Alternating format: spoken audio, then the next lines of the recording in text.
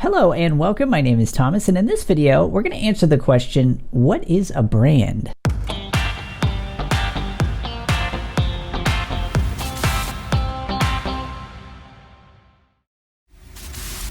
Okay, so I see this question come up pretty frequently, and so I thought I would actually dedicate an entire video to this question, which is, what is a brand? Now, I talk to a lot of people who are interested in starting their own business. They're interested in starting an organization or coming out as a freelancer or just starting their own thing, wanting to begin the process of working independently in some realm. So I've talked about this in the past. Maybe you work a 9-to-5 desk job, maybe in a field that you like, or maybe in a field that you don't like, and you're just looking for an opportunity to break away from that. Now, if it is in a field that you like, maybe it's just something that you want to do independently. You want to take on coaching clients, you want to take on design clients or accounting clients or however that would work, or maybe you're just stuck in a job right now that you just don't really like and you would prefer to do something else. Now, as a quick disclaimer, just because you're passionate or interested in a particular subject doesn't mean that there is a market for that. However, there is a possibility, I would say the best possibility in today's day and age, to start your own following, to start your own platform, and based upon that platform to actually start growing a business that's profitable, at least to start with on the side, which then you can eventually work up to doing it full time. Okay, so that concept aside, let's focus in a little bit on the word brand, because again, I hear this phrase used a lot. I'm a brand designer, and so all that entails isn't just the front end or visual aspect of the brand, it is the actual core principles of what makes up a brand. Okay, so if you ask most people what is a brand, you're going to hear some answers that are likely going to be corporate businesses, right? You're going to hear things like, oh, McDonald's, Nike, Apple, Google, Facebook. I'm going to start naming companies, right? And that's what you're usually going to hear when it comes to the word brand. Maybe you think about your favorite cereal. Think about the cereal aisle, right? You have a ton of options there. Maybe you've got like the off brand, as they're known, things that are kind of sometimes knockoffs of the name brand cereal. So you got like your Lucky Charms and your Cheerios and things that we've all heard of before. Those are the name brands. Those are brands, right? Okay, but when I ask most people who are just getting started with their business, what is a brand? Most of them will say, well, it's a logo, right? I need to get some branding for my business. Otherwise, nobody's going to want to buy from me. I need to get the right domain. I need to make sure that I set up my website. Those things are important, as is to some degree a logo. Although if you are building a personal brand, I've actually created a video in the past where I talked about why you don't actually even need a logo, at least to start with, if you're building a personal brand.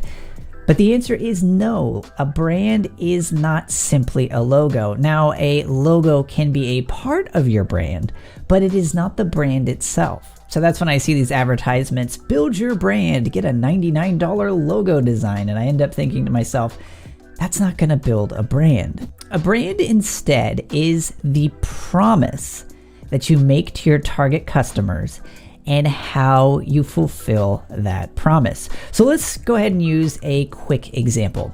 Let's think about the company Mazda, right? They make cars, they've got a logo, they've got a website, they've got products, as I mentioned with the cars. But I would argue that they don't really have a brand, right? You probably couldn't, if you're even familiar with the name at all, you probably couldn't tell me what distinguishes a Mazda from, a Nissan or a Honda or a Ford, because it's not really a brand. It has a logo, but again, a logo is not a brand. There is no promise. There's no expectation that I have of a Mazda that I would have, maybe of a different company out there. Think of a different vehicle manufacturer. How about let's shift on over to motorcycles. Think about Harley Davidson. Harley Davidson definitely has a brand. It has a very specific type of clientele or promise or expectation of what you're going to get from that company. Or if we were to go into a completely different market, everybody likes to use the example of Apple because everybody knows that Apple has a brand. We've all experienced that with whatever smartphone we've purchased, or, laptops or tablets or earbuds or whatever they are. we have a certain expectation from Apple how it's going to look and how it's going to work. We know that it's going to be well designed and probably pretty expensive. But again, that's one of the benefits of having a brand. The very fact that people have a high level of a high expectation of the quality they're going to receive from an Apple product enables Apple to charge significantly more than other competitors. And not only that, because they are so innovative, they're constantly creating different products and services in their niche, in their market, that other people end up copying.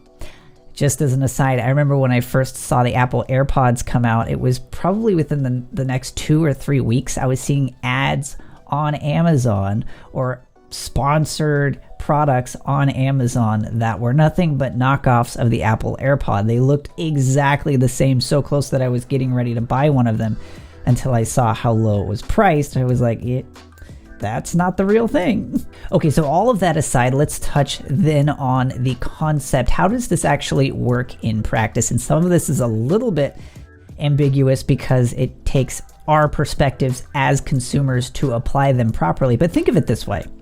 Let's say that a company was getting ready to build a hotel. Now, could you tell me, what do you think that hotel would be like if Mazda created it? What do you think the experience would be like as you walked into the lobby? Can you visualize it? If you're like me, the answer is probably no. It's probably going to look pretty close to whatever you're used to going into most standard hotels, maybe a Hyatt or maybe a Marriott or something that you're used to. It'll be an average experience. Then let's go ahead and take a step back and consider, what would the hotel be like if Apple built it? You could probably visualize what it's going to look like as you walk into that hotel lobby. There's probably going to be a lot of glass. There's going to be iPads that you use to check in. There's going to be lots of lights, probably lots of Apple logos, probably a glass floor. I don't know. You can probably visualize it. The reason again is because Apple has a brand, a promise that they continue to deliver on for their target customers. Okay, so to reemphasize, a brand is the promise that you make to your target customers and how you deliver upon that promise. So yes, is a logo included in that promise? Absolutely. But far more than that, it's going to be all the little details. It's going to be the way that you write the copy on your website. It's going to be the way that you actually communicate with your customers through email. It's going to be the way that you communicate one-on-one with your customers. The experience that they're going to receive as a result of working with you or buying from you. So this is going to be a little bit different based upon whether you're selling products, services, or a mixture of the two.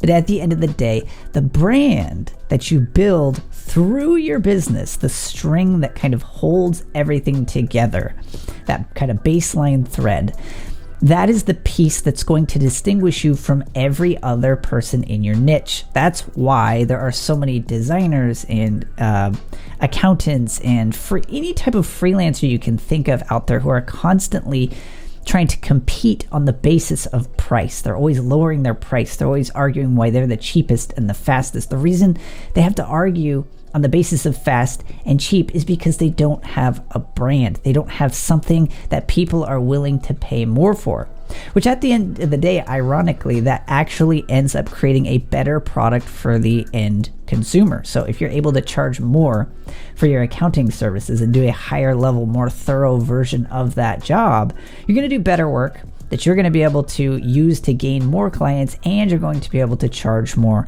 as a result. So on that note, don't think that you have to be a massive company in order to create a brand. Instead, you want to create a promise. You want to think through something that you're going to deliver to your end customer that ties into the specific product or service that you provide. So when I say you want to create a promise, what you don't want to do is tether a promise to a specific type of product. For example, when most people think of the word Xerox, they think of a copy machine, which works to a certain degree, but what happens when we reach a point in time when Xerox, or I should say copy machines, become outdated? That brand then gets kind of left in the dust. That's similar to something that actually happened to Kodak. Kodak made themselves all about cameras, but But as the camera technology started to advance and we started to see better cameras being made by Canon and Nikon, and then eventually built directly into people's phones, Kodak kind of got left in the dust. Had they instead created a brand that revolved around capturing moments and invented something like Instagram, they would be one of the biggest companies in the world. So to recap, a brand is a promise that is not specific to a particular trend or to a particular product. Instead, your services and your products will revolve around the actual brand that you're building. So for example, my brand promise over at Rightly & Company is to help independent professionals create a better brand on the web, right? So that's the brand promise. How do I do that? I make these videos for you. I do podcast episodes and I custom tailor and build from the ground up WordPress websites. Let's say that there reached a point in time where WordPress went out of date. What would I do if instead I had a brand that was specific to WordPress?